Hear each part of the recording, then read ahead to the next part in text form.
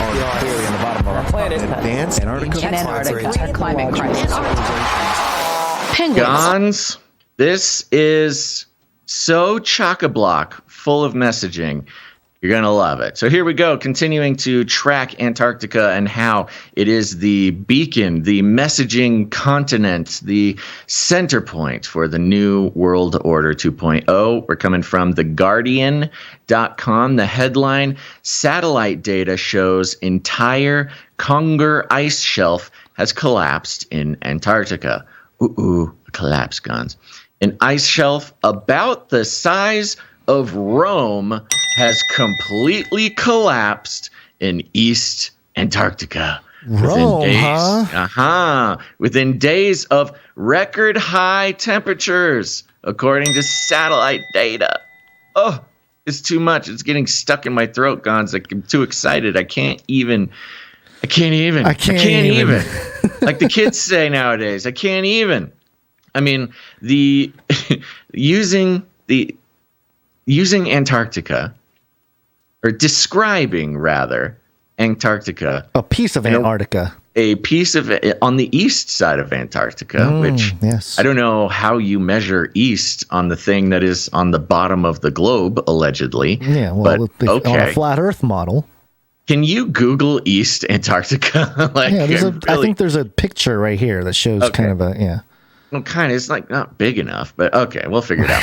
So, long story short, describing the collapse of Rome in Antarctica. Yeah. Like, why choose Rome? Why Rome?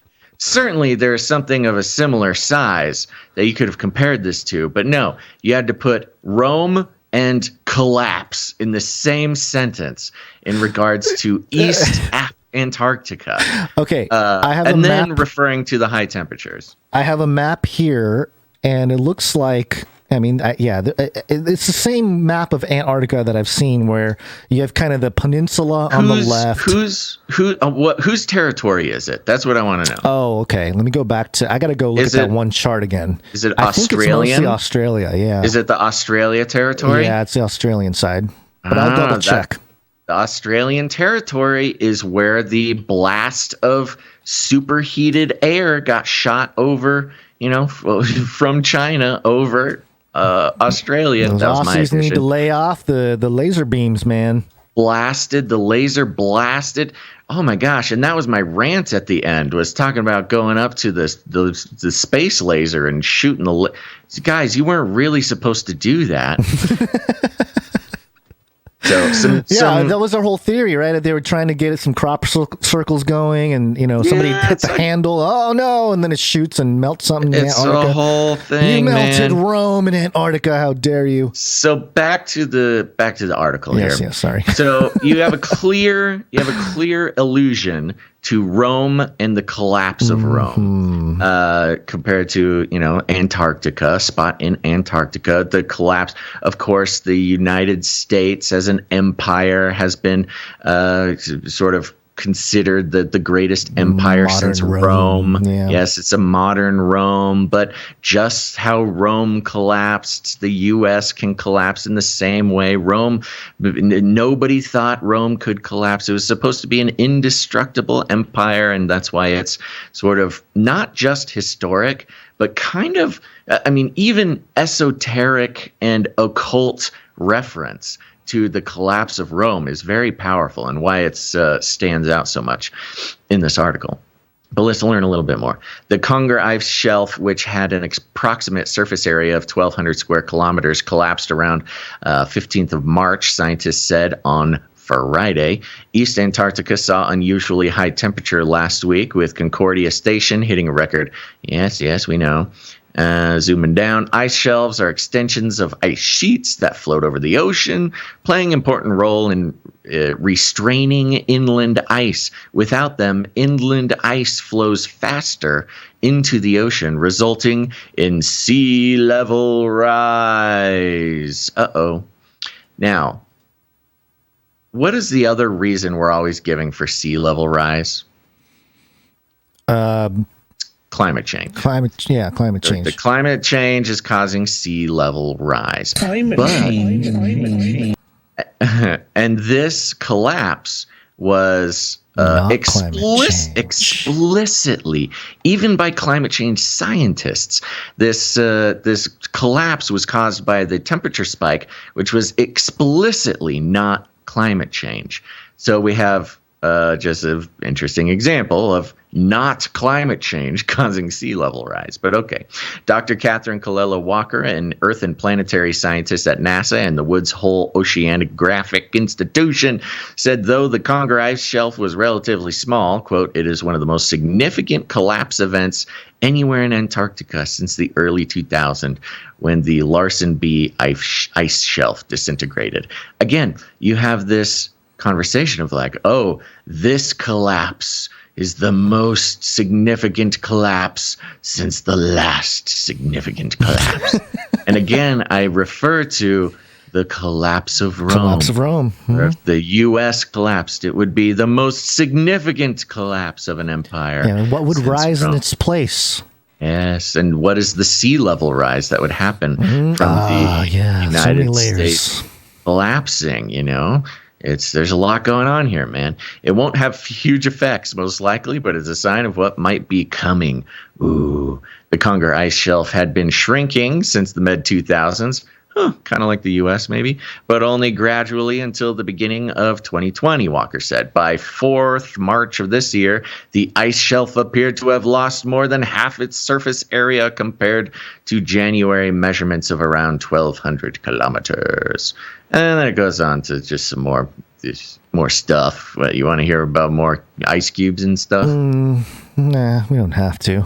Quote, we still treat East Antarctica like this massive, huge, dry, cold, and immovable ice cube, he said. Current understanding largely suggests you can't get the same rapid rates of ice lost as in West Antarctica due to the geometry of the ice and the bedrock there. This collapse, especially if you tied to the extreme heat brought by the mid-March atmospheric river event, will drive additional research into these processes in the region. So we must flood the zone with more scientists, Gonz. I'm looking at this. They have like a little video or GIF here of the final 4.5 years of the now collapsed Conger ice shelf. So, okay, so this is 4.5 years. It was pretty dramatic. So I was like, oh, wow, that's crazy. But then 4.5 years. All right. Well, what does that have to, was that climate change? Like what, why are they telling us? You know, it was the early Trump administration. About the right. Orange man heating up the world. It's been collapsing since Trump was in office. So we know who to blame. Much like the collapse of the American empire. He weakened us in the eyes of the world. But good thing Biden is here to be such a tough guy. I just unplugged my headphones. Sorry, I cannot hear you. I'm probably talking. Yeah, you don't need to hear me. He's acting like this was an accident, but he did this on purpose, folks. He's tired of hearing of my crazy theories. But you can't hide from the truth, Gonz. You can't run from the truth. There we go. What? Listen, it will set you free. Okay, I want to read this part here. Scientists are particularly concerned about the future of the Florida-sized Thwaites Glacier, also nicknamed the Doomsday Glacier, which is around 100 times larger than Larsen B and contains enough water to raise sea levels globally by more than half a meter. Quote, the speed of the breakup of the Conger ice shelf reminds us that things can change quickly. Our carbon emission will have an impact in Antarctica, and Antarctica will come back to bite the rest of the world's coastlines. Whoa. And it may happen faster than we think. Okay, if there's a large geological change and the culprit is Antarctica, what does that do geopolitically, you know? Anyway. We must occupy. We must occupy. We must occupy. Resources, everyone descend upon Antarctica, the winter wonderland, our victory over climate change. Celebrate at the ice party. Indeed.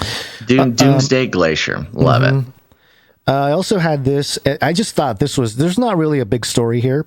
This is from kent.ac.uk, University of Kent. And the headline is Greenhouse to Ice House, Fossils to Forests, and Dinosaurs Amid Ice Sheets of Antarctica. I was like, ooh, dinosaurs. Again, it's just a little thing here, just announcing this thing. But the person who wrote this, her name is Dame Jane Francis. Dame Jane Francis. Professor Dame Jane Francis. Is she a dame? Like, has she been damed by the queen? I don't know. I didn't check, but I can check now. I mean, it could be professor, but what would come first, professor or dame? It would be dame.